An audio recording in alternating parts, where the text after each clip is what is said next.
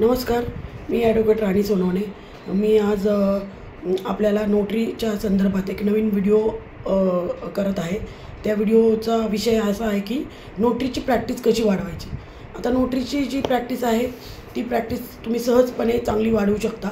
आता नव्याने जे नोटरी झालेले आहेत ते खूप संख्या आहे त्यांची नोटरीची। महाराष्ट्रामध्ये 14,648 नोटरी झालेले आहेत, त्यामुळे ही संख्या खूप आहे।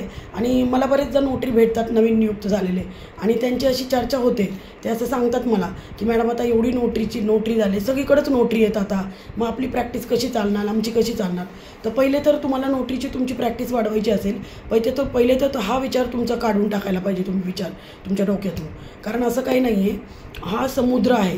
आपले जी ॲडव्होकेसी किंवा नोटरीची प्रॅक्टिस आहे हा समुद्र आहे, आणि या समुद्रामध्ये सगळ्यांना भरभरून आहे। त्यामुळे विचार पहिले काढून टाकायचा की खूप नोटरी झाली आणि आता आमची प्रॅक्टिस कशी चालणार। बघा, आपण जर बघतो की नोटरीची प्रॅक्टिस करताना काही नोटरी बसत असतात, आपल्या कोर्टाच्या एरियामध्ये बसतात, काही नोटरी शेजारी नोटरी बसतात। इथं एक बसलं की त्या शेजारी एक बसतो, त्या समोर एक बसतो। मग ते का बसतात, रोज का बसत असतील तो? मग त्यांनी तर पहिले म्हणायला पाहिजे की आम्ही तर शेजारीच बसतो आणि आमची प्रॅक्टिस नाही चालत। तरीही ते रोज बसतात, कंटिन्यू बसतात, आपण बघतोय शेजारीच असतात। आपण कोर्टाच्या बाहेर पण आपण बघतो की काही नोटरी बाहेर बसलेले असतात, बाहेर उभं राहिलेले असतात। मग त्यांची नाही का चालत नोटरी? कलेक्टर कचेरी असो, कोणतं ऑफिस असो, रजिस्ट्रेशन ऑफिस, शेजारी त्यांच्या ऑफिसेस असतात नोटरीचे, ॲडव्होकेटचे। मग त्यांची नाही का चालत प्रॅक्टिस? मग ते का बसत आहेत? तर म्हणून विचारांवर आहे, तुम्ही हा विचार काढून टाका, तुमच्या नशिबाचं तुमच्याकडे येणार आहे। मग आता तुमची प्रॅक्टिस वाढवण्यासाठी दुसरा काय पर्याय आहे, दुसरं काय ट्रिक आहे? तर दुसरी काय हे आहे की तुम्ही दुसरं जे आहे की तुमच्या जवळचे जे लोक आहेत, तर तुमच्या जवळचे लोक म्हणजे तुमच्या नातेवाईक लोकांचं तुम्ही नोटरी नाही करू शकत, तुमच्या फॅमिलीमधलं तुम्ही नोटरी नाही करू शकत, तुमच्या मॅटरमधले तुम्ही नोटरी नाही करू शकत।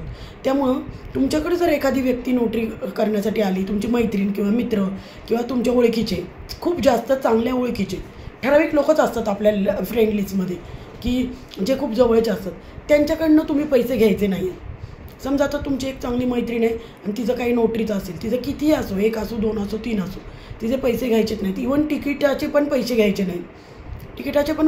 बघा, ही इन्व्हेस्टमेंट आहे, तुम्ही इन्व्हेस्टमेंट करताय। इन्व्हेस्टमेंट आपण अगोदर करायला लागतो, मग आपल्याला त्याचा इंटरेस्ट किंवा त्याचा बेनिफिट मिळत असतो। तर ही इन्व्हेस्टमेंट आहे। तर तुम्ही एक गुड फेथमध्ये आपल्या मित्राचे, आपल्या मैत्रिणीचे, आपल्या जवळच्या व्यक्तींचे त्यांचा नोटरीची फी घेऊ नका। आणि मग तुम्ही नाही घेतली तर मग उद्या त्यांचे ते याचे ॲडव्होकेट असतील किंवा जे दुसरे ओळखीचे असतील तुमचे हे नोटरी पण असतील।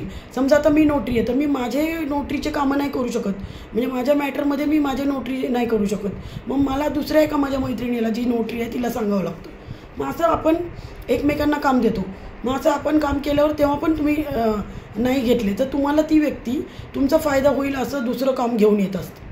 म्हणजे असं तुम्ही डोक्यात नका ठेवू की मी आता हिला फ्री करून दिले तर ती येणारच आहे। बघा, when you want something then you have to give something. तुम्ही काय म्हणताय की बरेचदा असं म्हणतो की आपल्याला काही द्यायचं असेल, दान द्यायचं असेल, तर तर आपण म्हणतो की माझ्याकडे पहिले जरा येऊ तर दे, मग मी देतो। पण तसं नाही आहे ते। लॉ ऑफ गिव्हिंग काय म्हणतं की तुम्ही पहिले द्या, मग तुम्हाला मिळेल। मग लॉ ऑफ गिव्हिंग आहे, पहिले you start giving then you will receive. तर हे एक झालं। दुसरं म्हणजे की समजा काही ज्युनियर्स आहेत, आता तुम्हाला माहिती आहे की ज्युनियरची संख्या कसं आहे, ज्युनियरची प्रॅक्टिस कशी आहे, ज्युनियरचं खूप स्ट्रगल आहे, त्यांच्याकडे पण काही कामं येतात आणि ते ज्युनियर आपल्याकडे नोटरीचं काम करायला घेऊन येतात। मग त्यांच्याकडे तुम्ही जर समजा सिनियर ॲडव्होकेटची तुम्ही किंवा दुसऱ्या ॲडव्होकेटची 100 रुपये फी घेत असाल, 200 रुपये फी घेत असाल, तर त्यांच्याकडनं निम्मी घ्या।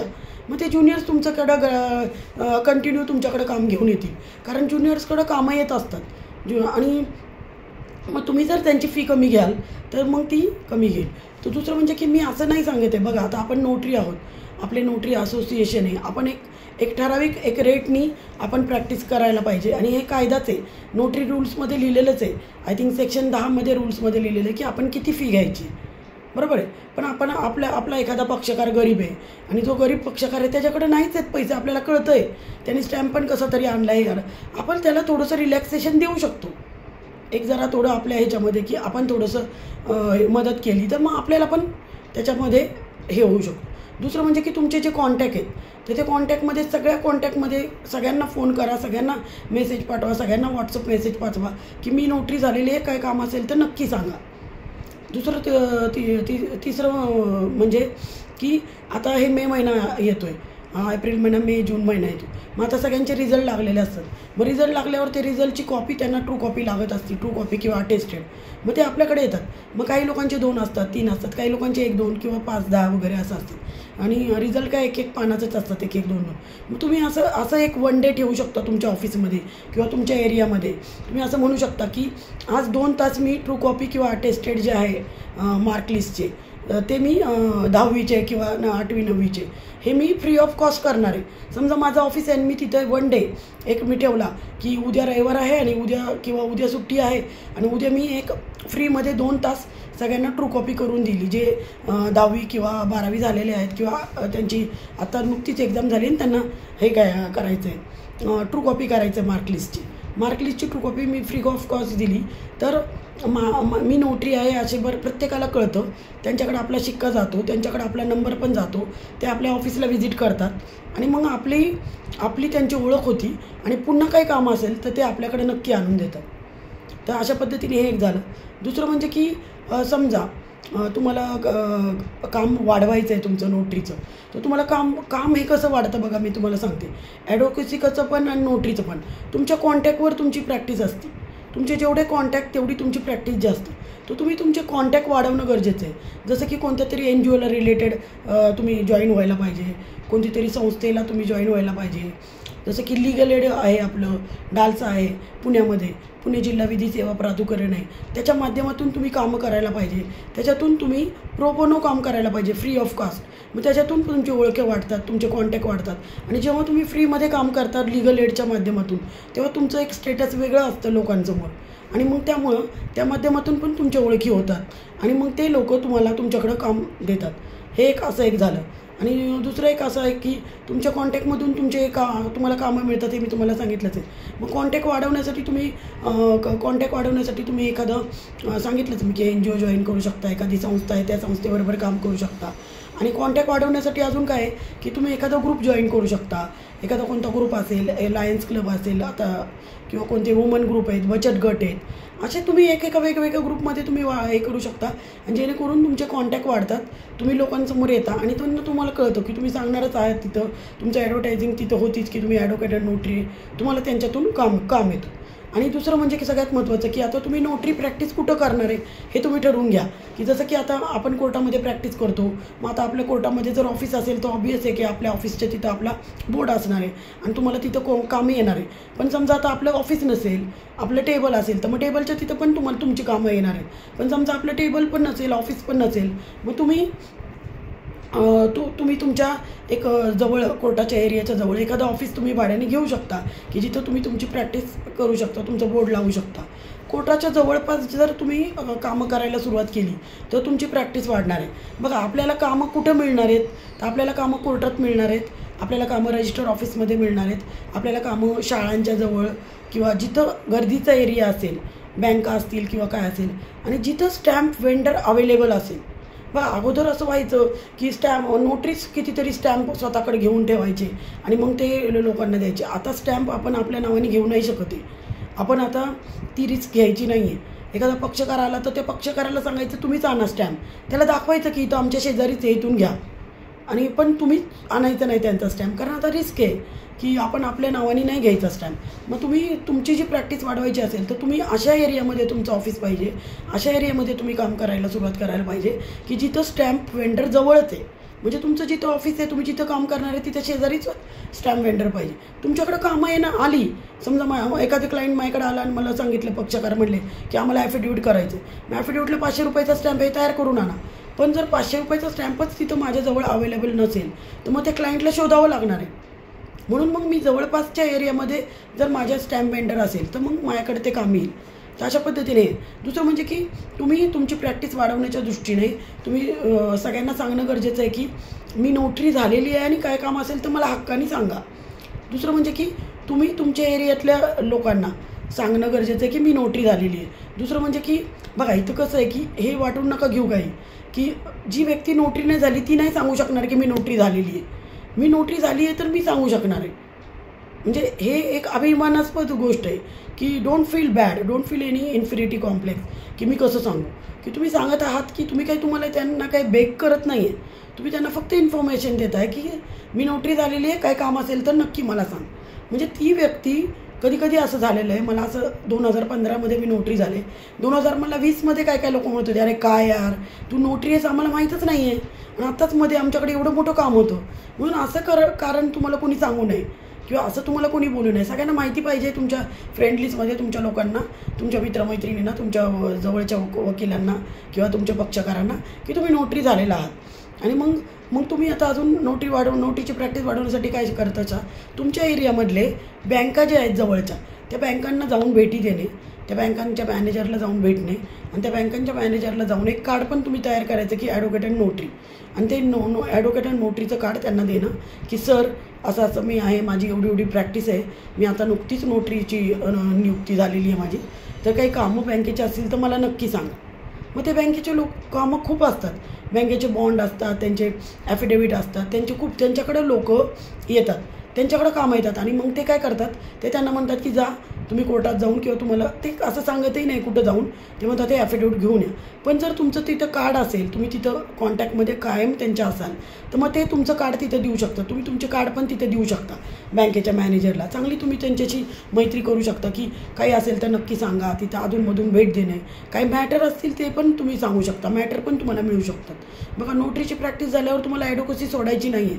माझा तुम्हाला एक सल्ला आहे की बऱ्याचशा नोटरीला असं होतं की त्यांचं नोटरीची प्रॅक्टिस इतकी चांगली होती, मग त्यांना असं वाटतं कशाला आता प्रॅक्टिस करावं, एका जागेवर बसून आपल्याला एवढे पैसे मिळतात, शिक्के फक्त मारून आपण हे करून आपण प्रॅक्टिस आपली वाढती आहे, काही कष्ट नाही काय नाही. तर असं नका करू तुम्हाला प्रॅक्टिस सोडायची नाही आहे. प्रॅक्टिस ही खूप चांगली गोष्ट आहे आणि ती आपल्याला खूप आनंद देणारी गोष्ट आहे. त्याच्यामध्ये जे सॅटिस्फॅक्शन आहे ते कशामध्येही नाही. नोटरीच्या प्रॅक्टिसमध्ये पण सॅटिस्फॅक्शन आहे, पण एक आर्ग्यू करणं, कोर्टासमोर मेन्शन करणं, कोर्टाकडनं आपल्या फेवरेबल ऑर्डर घेणं, ह्याच्यासारखी गोष्ट मला असं वाटते कोणती नाही आहे की मग ती अनव्हॅल्युएबल आहे. तर ते तुम्ही प्रॅक्टिस सोडू नका. तुम्ही नोटरीची प्रॅक्टिस करता करता ॲडव्होकसी पण करू शकता, दोन्ही करू शकता. मग बँकेचे कामं पण तुमच्याकडे असं येऊ शकतात. शाळा आहेत, शाळेमध्ये पण कॉलेजमध्ये पण तुम्ही जाऊ शकता, कारण शाळांमध्ये पण काही काही ॲफिडेविट असतात, काही त्यांचे असतात फॉर्मॅलिटीज, त्यांना लागत असतं नोटरी. मग ते लोक त्यांना काही लोक त्या शाळेला विचारतात मग कुठून करून घेऊ, मग ते सांगतात की इकडं असेल तिथं असेल. मग कॉलेजमध्ये पण आहे, ॲडमिशन असतात कॉलेजमध्ये, मग कधी गॅप सर्टिफिकेट असतं, कधी काही ॲफिडेविट असतं, तर ते पण तुम्ही हे करायचं तिथं जाऊन कॉलेजमध्ये जाऊन की काय असेल तर नक्की सांगा, हे माझं कार्ड आहे, माझा नंबर तुम्ही देऊ शकता. तुमच्या एरियामधले सांगा की समजा तुम्हाला फोन आला तर तुम्ही तिथं जाऊन तुम्ही करून पण घेऊ शकता की त्यांचं समजा कॉलेज जवळ असेल तुमच्या एखादं, तर मग त्यांनी तुम्हाला फोन केला तर तुम्ही जाऊन पण तिथं करू शकता. अशा पद्धतीने तुम्ही नोटरीची प्रॅक्टिस करण्यासाठी एवढे जर ट्रिक वापरल्या तर तुमची नोटरीची प्रॅक्टिस खूप ग्रो करणार आहे. आणि सगळ्यात शेवटची जी ट्रिक आहे ती तुमच्या हातात आहे. ती हातात काय आहे तर माझी नोटरीची प्रॅक्टिस ॲफर्मेशन आहे, पॉझिटिव्ह ॲफर्मेशन आहे, सेल्फ टॉक आहे की माझी नोटरीची प्रॅक्टिस खूप चांगली आहे, मला माझ्या नोटरीच्या प्रॅक्टिसमधून खूप चांगले उत्पन्न मिळत आहे. हे तुम्ही सारखं लक्षात ठेवायचं. कोणताही निगेटिव्ह विचार लक्षात ठेवायचा नाही. माझी नोटरीची प्रॅक्टिस दिवसेंदिवस वाढत आहे असे तुम्ही विचार मनात ठेवायचे आहे. कोणी काही बोललं नाही बोललं तरी ते इग्नोर करायचं आहे. निगेटिव्ह जे काही बोलत असतील तर तुम्ही पॉझिटिव्हलीच राहायचं. तुम्ही पॉझिटिव्ह राहणार आहे तर तुमची प्रॅक्टिस वाढणार आहे आणि तुम्ही चांगलं काम करणार आहे. चांगलं आता बघा एखादा पक्षकार तुमच्याकडे आला, एखादा वकील तुमच्याकडे आला तर तो पक्षकार वारंवार तुमच्याकडे येणार आहे. त्यामुळे तुम्ही त्याला रिजनेबल फी आकारायची आहे. त्याच्याकडनं एकदाच त्याच्याकडनं जास्त फी घ्यायची नाही आहे. कारण बघा आता एवढे नोटरी झालेले आहेत त्यामुळे ते सगळे पक्षकार आता सगळे वकील बघणार आहेत की कोण कशी फी घेणार आहेत. तुम्ही ती नियमानुसार फी घेतली तर तुमच्याकडे काम जास्त येणार आहे. मला माहिती आहे की नियमानुसार घेतलेली फी जी आहे ती 35 रुपयापासून 200 रुपयापर्यंतच आहे, 200-500 रुपयापर्यंत. पण तुम्ही घ्या, तुम्हाला क्वांटिटीमध्ये कामं येणार आहेत आणि तुम्हाला खूप चांगले पैसे मिळणार आहेत. त्यामुळे तो असं करू नका की एखादा काही प्रॉब्लेम असेल काय असेल तर तुम्ही त्यांना कन्सिडर करायला पाहिजे. आणि दुसरं म्हणजे की चांगल्या विचारांमुळे पण तुमची प्रॅक्टिस वाढते. आणि नोटरीच्या रूल्समध्ये जे फीज दिलेली आहे ते फीजचं स्ट्रक्चर ते पुन्हा एकदा वाचा आणि त्याप्रमाणे फी चार्ज करा. आणि बघा मग तुमच्याकडं नोटरीची प्रॅक्टिस येणारच आहे. आणि आपण ती सोन्याच्या अंडं देणाऱ्या मुर्गी, सोन्याचं अंडे देणाऱ्या कोंबडीचं आपण गोष्ट ऐकलेली आहे की ही नोटरीची जी प्रॅक्टिस आहे ती सोन्याचं अंडं देणारी कोंबडी आहे. त्यामुळं तिचं जे अंडं आहे ते आपल्याला रोज एक एक खायचं आहे. ते आपल्याला ती कोंबडी कापून आपल्याला एकदम नाही खायचं. त्या कोंबडीला आपल्याला रोज एक अंडं ती देणार आहे. ते सोन्याचं अंडं देणार आहे, ते साधं अंडं नसणार आहे. त्यामुळं ते पण एक लक्षात घ्या आणि अशा प्रकारे तुम्ही तुमची नोटरीची प्रॅक्टिस वाढवा. अजून नोटरीच्या संदर्भात, कामाच्या संदर्भात तुम्हाला काही अडचणी आल्या तर माझा नंबर मी व्हिडिओच्या खाली कमेंट बॉक्समध्ये दिलेला आहे. काही अडचणी असतील तर नक्की मला विचारा, मला फोन करा. थँक्यू. बाय.